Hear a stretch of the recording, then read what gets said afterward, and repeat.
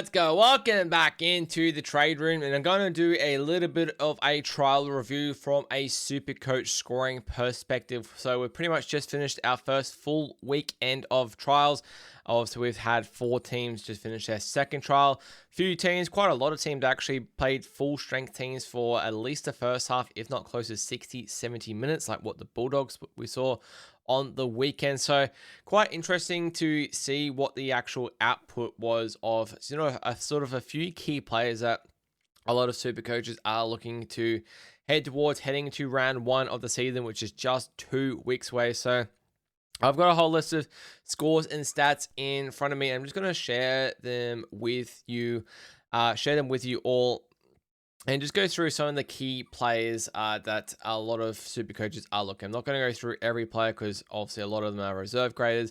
A lot of them we are, pretty irrelevant, that sort of thing. Shout out Jalen DeGroot. But a few of them, like your Cooper Byers, I've just got like the Dolphins, Titans ones in front of me at the moment. But a couple of ones like your Cooper Byers, Tom Flegler's, will just be interesting to see how they have looked heading into round 1, their sort of output that we've got from round 1. But further ado, let's get started with the Dolphins and Titans game. So what I'm going to start with is, let's just start with a guy like Tom Gilbert. So Tom Gilbert scored 44, had 30 tackles for the game, a couple missed tackles as well, which I think is very solid, but no tries, no assists at all.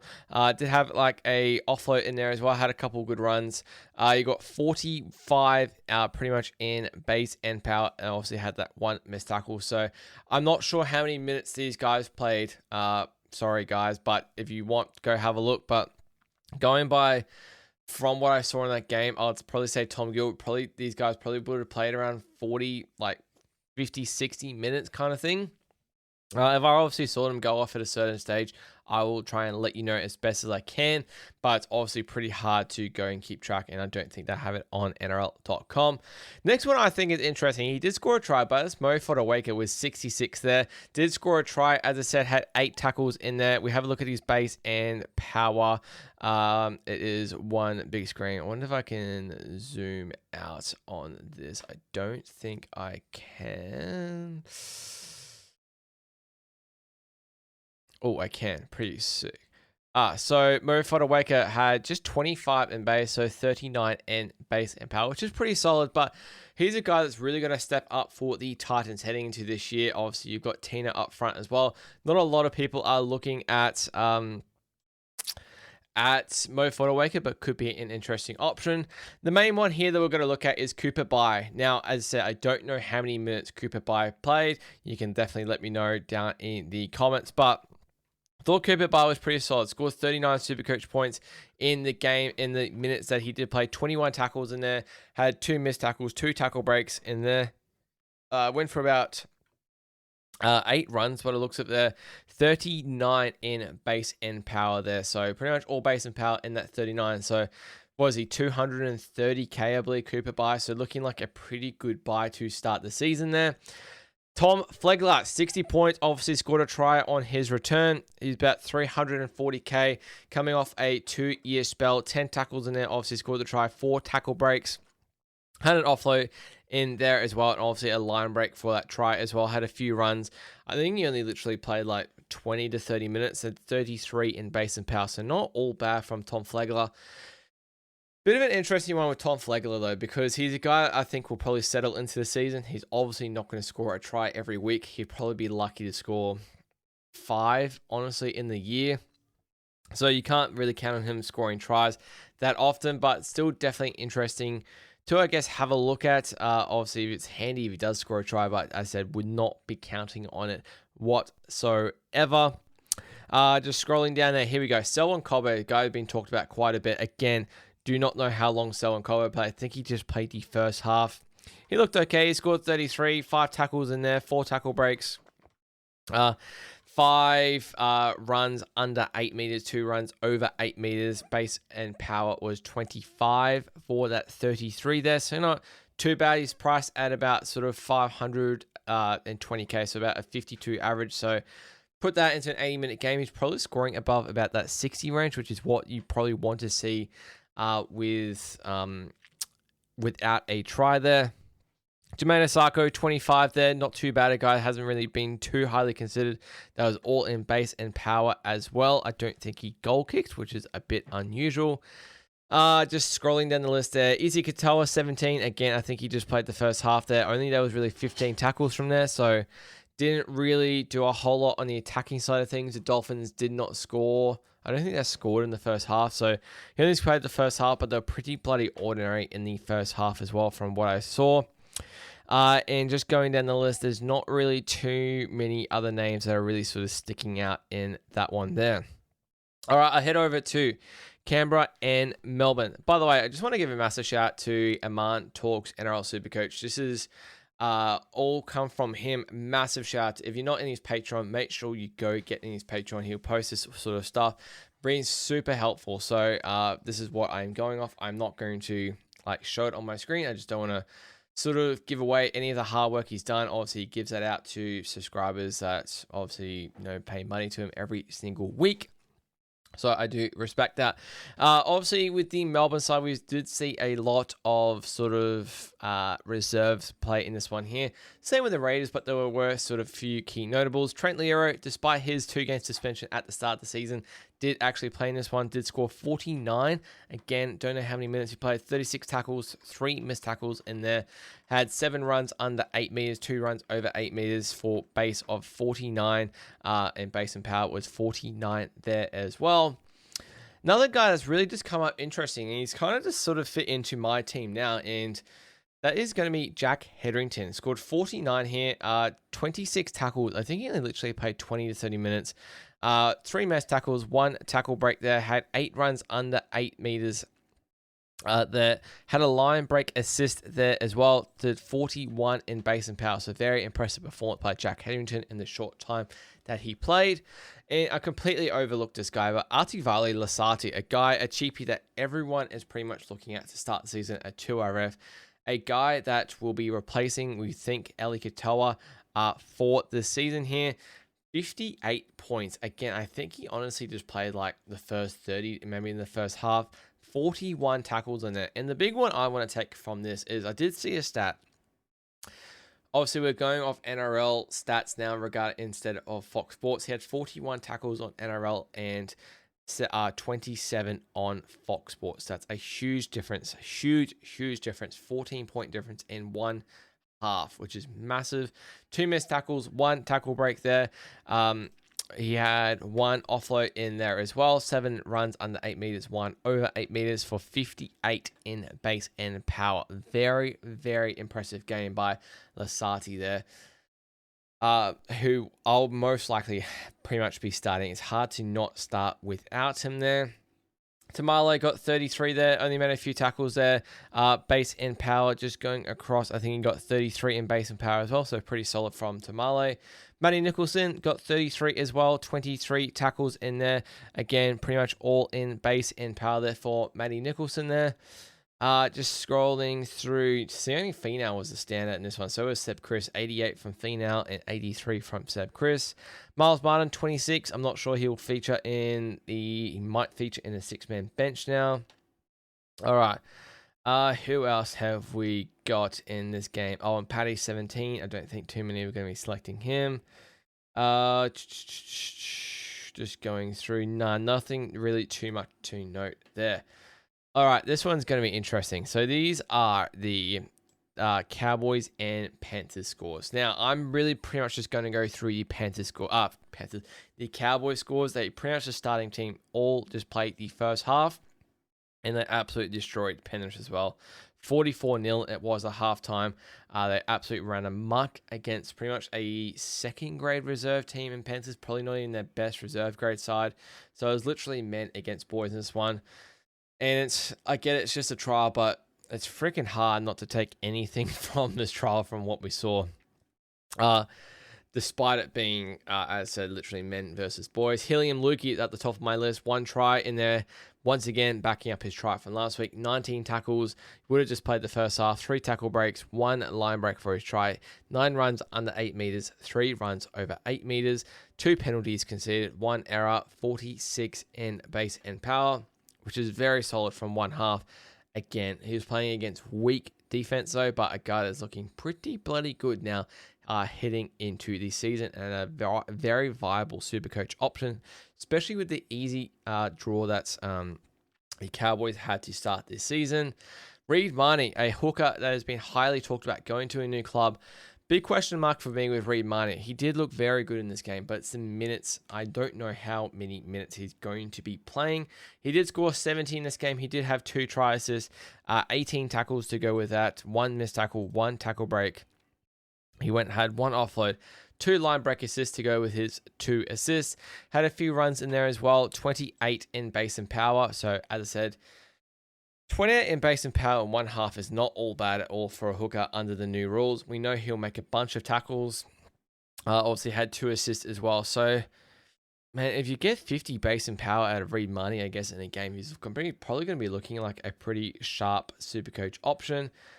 Jake Clifford, 98, man. 2 tries, 2 assists, 9 tackles. He also kicked 2 goals as well. Had a couple tackle breaks in there. What is his base and power there? Just 25, but he absolutely lit it up for the Cowboys in this game. Once again, in the 7 role. Again, probably, I think they will be looking at Jackson Purdue in the left center role there for Vegas, and I think early on in the season there with Jake Clifford at 7. If they were looking at Purdue in the 6 role, I think they just would have put Dearden at 7 and Purdue at 6 in for this game. Honestly, you've got Chester there, you've got Vilea there, who could have filled that role easily. All right, going down the list, Scotty Drink Bolter, 112 points. Holy dooly, 1/2 a footy, 1 try, 2 assists. He kicked some goals as well, 2 tackles. He had 3 tackle breaks. He had 2 line breaks, 2 line break assists, 3 runs under 8 meters, 3 runs over 8 meters, 1 penalty conceded. He only had 17 base and power. However, we know with Drinky that what you're going to get with Drinky is a low base, but you're going to make it up in line breaks, line break assists, and also tries as well. That was a very good performance by Scott Drinkwater. Again, so hard not to take anything from that game because he's so freaking good. Jackson Purdue, 59 points, scored a try assist as well, had a try contribution as well, 7 tackles, looks very good on that left edge. Not a whole lot of base and power with Jackson Purdue there, just 16, but again, that try and a try assist will definitely do wonders there. Left center role there, if he's going to continue doing that, again, he's going to be a pretty good option to look at. And then the last one I think on this list will be Tommy Dearden, 51 points, had a try assist as well. 5 tackles, if you're looking to start him, potentially, I don't think he'll get dual now. In 1 tackle break, very low base and power, but a lot of these Cowboys had pretty low base and power, honestly, in this game, because they just tore it apart, really.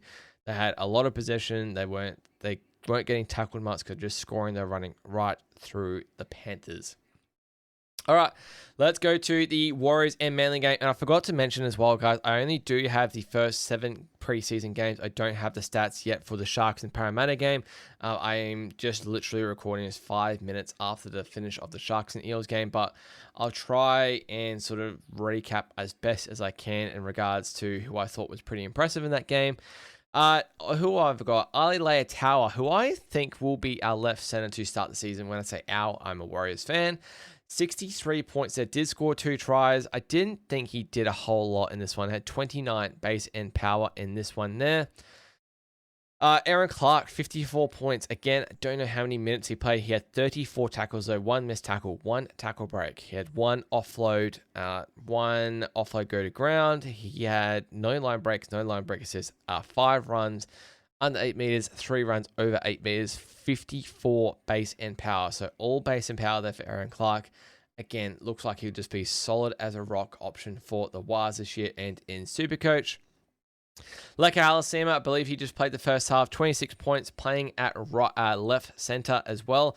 Sorry, that's Ali Leataua at right center, but Leka Halasima, 26 points there at the left center role, 13 tackles, which is not all bad. 2 missed, 4 tackle breaks because he's an absolute beast. He did have 30 base and power in that game there as well. Who we've got here? Dimitri Valmunga going to be off the bench. Probably not a good Supercoach option. All right, going down the list. No, nothing really sticking out for me there. I did think the Warriors are pretty poor in that game, expecting a whole lot better next week, hopefully. Tigers and the Roosters, not a whole lot of big Supercoach stars in this one. The main one, though, is Hamasi Makasini. He scored a hat-trick in this trial. I spoke about him in my last episode of the trade, which came out yesterday. And I put him as a B-grade cheapie because I just don't know what's his percentage of chance of playing round 2. When I say round 2, because I got the first round bye. It's a big, I think you're taking a bit of a risk, and if he doesn't get named there to start in round 2, you're left with just like, holy shit, now I've just got this cheapie CTW sitting there on your wing. Going to have to probably looking at playing other cheapie CTWs early on the season. However, if he does play, I think he's going to be an awesome, awesome option. And I kind of am, since this game, maybe leaning towards, obviously we've got one more trial game left to go with Tigers as well. Maybe he does get that start. Scoring a hat-trick was very impressive. 36 base and power as well in that game as well. Again, don't know how many minutes he played. I'd say about 50 or 60. Scored a hat-trick, 5 tackles, missed tackle, 5 tackle breaks, had an offload as well.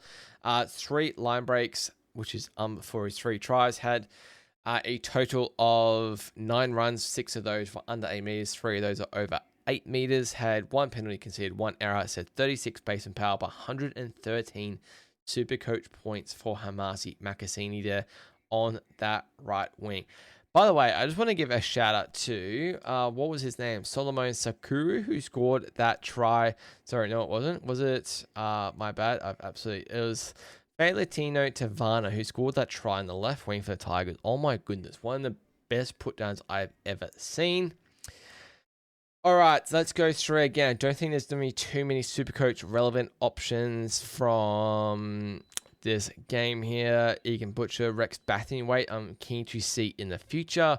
Hugo Savala will be off the bench. Siwa Wong, 48 points. I looked at him early on in the season. 31 tackles, 4 missed tackles, 1 tackle break. 8 runs over under 8 meters, 3 runs over 8 meters, 48 in base and power there. So all base and power there for Siwa Wong, which is very good signs. He will only be playing, I'd say, the first 5 to 6 matches there in that right edge role there for the Roosters. And then I'm picking Radley will go and replace him. Unless Wong absolutely kills it and maybe they look at putting Watson on the bench and maybe putting Radley at 13. I'm not quite sure. But in regards to the rest of this game, I don't think there's there wasn't too many other options there. All right, Newcastle and the Doggies. And oh my goodness, I just want to say before I get into this, Newcastle was pretty bloody disappointing. Considering they set a record last year for the most scoreless first halves last year by any team ever. And then come out for the first ever game under Justin Holbrook. Dylan Brown at 6, pretty full strength, obviously without Fletcher Sharp and KP, and they get donuts in the first half. They did score, they end up scoring, I think, 1 try, which is pretty bloody disappointing though. Standouts in this game here, Greg Marzu, 66, didn't even score a try. He did have 1 run that would have been worth like literally 25 points. He had 3 tackles, 9 tackle breaks, like 3 of them were in 1 run. 2 offloads, 1 of them was in that run as well. 1 line break, which is that run. He had 12 runs under 8 meters, 5 runs over 8 meters there. 58 base and power for Greg Marzu there. I don't know how many minutes again he played. Again, Jermaine McEwen, a guy that a lot of people are starting, didn't play last week, and Thomas Cant looked pretty bloody good, I thought. So kind of cool the Jets on Jermaine McEwen, because if I want him, I want to know that he's going to be playing 80. So I think it's probably more a sit and watch for me with Jermaine McEwen there, but 56 points there, 33 tackles. We know he's an absolute workhorse. 4 missed tackles, 3 tackle breaks there, 1 line break also there for McEwen. Couple runs there, 48 base and power there for McEwen. Dylan Lucas also played 53 points, 41 tackles. So Dylan Lucas, my goodness gracious me, he's going to be good again this year. 4 missed tackles, 2 tackle breaks. 4 runs under 8 meters, 6 runs over 8 meters there, 1 error, 55 base and power for Dylan Lucas in the limited minutes he played. Bradman Best, 41 points, and he had, what do you have? Was that, just trying to go across. He had 31 base and power, Bradman Best there. Vince Crossland, not really sure of his role, but he scored 41. Dylan Brown, 26 points there, 23 tackles. from 26, and he was playing an attacking role. Honestly, he was pretty disappointing with the ball. I think he had a few errors as well. Along with Sanders Smith, yeah, he had 2 errors. Him and Sanders Smith, I thought, were pretty blasé in the halves. Considering, I get it, it's the first game together in the halves, but it's just preseason. It's not that important, but it's also not important. You know what I mean? You got to take a little bit of grain of salt from it. 24 in base and power. So just 2 points in attacking stats for Dylan Brown, which is pretty bloody ordinary. He also had a forced dropout in there as well. Really didn't run the ball too much. I think he had 2 runs of the ball, which is pretty disappointing from Dylan Brown. Sanders Smith also scored 26 from 25 tackles as well. These two together were pretty bloody ordinary. I thought he had 3 errors, 32 base and power. Sanders Smith starts at 7. It's not the worst option, but you're kind of counting on him not having more attack. You got to have him more attacking stats than what he is there. He's priced at a 50 average. You want him having more attacking stats than what he did in that game there. Going down the list, Viliami Kikau, holy dooly, 89 points, 1 try, 1 assist, 12 tackles, 1 missed tackle, 6 tackle breaks there, 2 offloads, 1 line break assist, 13 runs under 8 meters. He had 44 base and power. I owned Viliami Kikau at the end of last year, and he was absolutely unreal. I thought he absolutely turned it on for me, and I thought he was really good to own. Kind of goes like not underrated, but sort of what's the word I'm looking for? The like a lot of people aren't really talking about him because there seems to be other sort of premium options at 2RF. But we'll say I'll get to him in a moment. But him and Jacob Preston are looking unbelievable this year. The Doggies really proved who they are in this game, despite it just being a trial. And I'll talk about it now. Jacob Preston, 46 points. I think he just played the first half as well. And that was pretty much all in base and power. Yep, it was. 25 tackles. He had 1 missed tackle in there. 2 tackle breaks in there. 8 runs under 8 meters. 2 runs over 8 meters there. 46 in base and power, as I spoke about, in 1 half of footy. I think he played 50 minutes maybe. Very, very solid from Jacob Preston. Lockie Galvin, 38 points there. He looked pretty bloody good as well. 25 tackles, 7 missed tackles, which is a tiny bit concerning. 4 tackle breaks, looked pretty eager with the ball there. 5 runs under 8 meters, 2 runs over 8 meters, 38 in base and power there. So equivalent to what he scored. Critter, Stephen Crichton, 34 points, playing left center and goal kicking as well. Didn't do too bad, honestly. Despite he made 8 tackles there, he had 18 in base and power, which I find interesting there. We'll talk briefly about Matt Burnett. Obviously, got the hamstring injury. I'll be looking to avoid him. He got 32 with a try. Obviously, played 25 minutes or so. So not really relevant now to start the season. Just looking at these other options there. Obviously, Connor Tracy didn't really do a whole lot in there. All right, and the last game of the preview, or not the preview, the review, sorry, for week 2, and that is going to be South and Dragons. And what I will say, the Dragons were pretty bloody pissed off. They started pretty much a full strength team a lot of this game, and they were so blasé. Their effort was weak. And South had a reserve grade team, like the reserve grade team playing this one as well. And South absolutely took it to them. I thought Dragons were low in effort. I thought they were sloppy. I get it's just preseason trial. It doesn't matter a whole lot, but it's not nothing. You thought the last hit out before Vegas that they would show a bit more than what they did. And I was pretty bloody disappointed. Main star of the show, though, I thought was apart from Damien Cook scoring 79, it's going to be Luciano Leilua. He is looking fit as a fiddle. Thought he was one of the absolute standouts for the Dragons last night. Scored 1 try, 78 points in there, 24 tackles, 1 missed tackle, 4 tackle breaks, 3 offloads, 8 runs under 8 meters, 4 runs over 8 meters, 1 penalty conceded, 63 in base and power. He looked unbelievable, I thought. 43 just in base itself. He's obviously priced at a 42 average there as well, going from last year and what he did in like sort of bit limited minutes.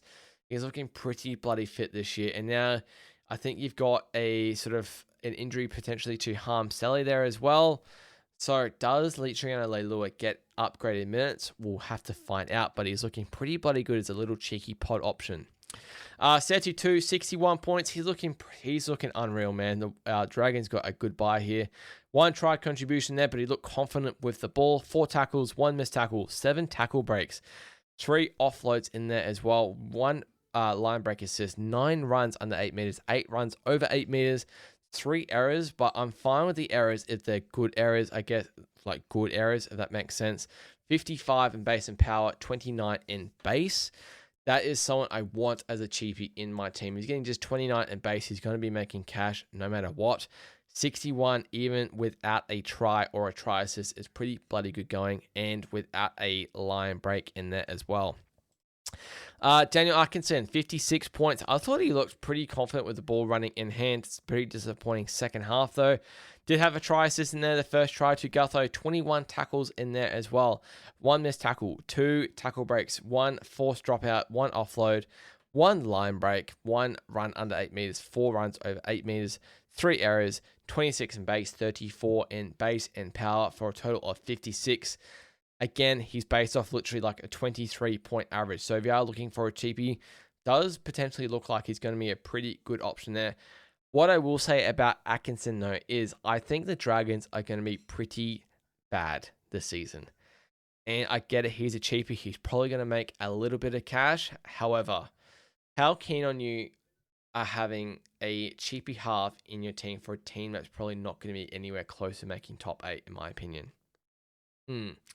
I get it. It's the start of the season. Maybe you look at him as like a cheapie option. I would be looking at Ethan Sanders. I get it. We haven't seen him yet, but he's going to be on the left edge now next to Hudson Young. And I think that screams like a green flag for me. A guy next to Hudson Young, who is one of the best edges in the comp, screams try assist to me. Absolutely screams try assist. Here we got Ryan Catchman, 56 points, handy little cheapie option, although I don't know how his role is going to be like with the Dragons this year in their starting 19. Hamish Stewart, 50 points. I think he'll be close to getting that lock roll. 39 tackles in there as well. Had a few runs in there too, all pretty much in base there. 52 in base and power. Did concede a penalty. I think that's why his points went down from 52 base and power. Final was 50. Who else have we got? David Farley. I think that Setu 2 after that performance will probably get the starting wing spot over Farley, but he got 44 in that game. Clint Gutho with a try got 39 points in there. Not a great showing from Gutho, really. Who else has he got on this list here? Tui Palotu, again, I don't know how many minutes he played, just scored the 21 points there, all in base and power, so I guess 21 in base. Halangahu, 18. Who else have we got on this list? Matt Duffy, 90 points. That is freaking wild. I'm not going to really mention anyone from South because Jamie Humphries, 27 points. He won't be playing the first couple of games because he's suspended. No one really... Yeah, they pretty much played a full reserve grade team, so no one really on that list. 33 from Lockie Hubner, 33 from Mamazolos. Not too bad. But there's a few sort of standouts that we saw from the trial weekend. I would put my couple at Litriano Leilua. Setu 2 I thought was quite good. Daniel Atkinson, that can't go unnoticed. I thought Greg Marzi scoring 66. Not sure how that's going to look in Vegas there. Dylan Lucas was solid. McEwen was solid as well. Makasini was probably the standout of the week, scoring 113. Not too much really to take from that Warriors and Manly game. Take the Cowboys game with a grain of salt. All the starters played in the first half there. I get it. You can say Drinky scored 112, but it was against a literally reserve grade team there. In the Raiders game, who was a standout? Jack Hetherington, I thought. Lasati, obviously a start as well.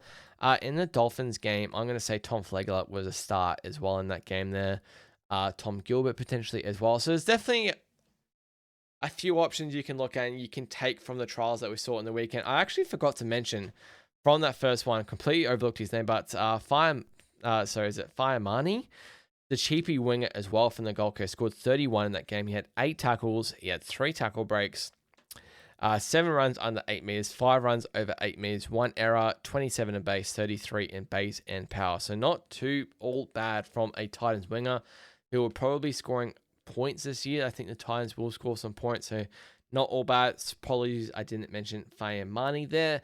Another cheapie option there that we're looking in the CTW. So the cheapie CTWs that we're looking at this year is mainly Faye Marnie, Makasini. Tom Chester is probably going to be starting right center in Vegas, but Laybutt will be back by round 3, so it's an interesting option. And then Setu 2 there as well. 3 CTWs who are looking pretty good, I think, as cheapies this season. But that'll do it for me, guys. There's your little special edition of the trade room. I actually might try and do this every week as like a Supercoach review. I've been tossing and turning whether to do like a round review or do like a Supercoach like round review after the round finishes. I think it's a lot of time for me to do both, just considering I work on Sundays and also have a full-time job, but I will try my best for you, I guess. But very interesting to look at the trial scores from this weekend. Let me know if there's any standouts that I did miss. Anyone that you're probably not as keen on now, maybe someone you're more keen on now. Let me know down in the comments what you think. Thank you so much for watching the Trade Room. Make sure you go check out my previous episodes. That'll do it for me, and cheers.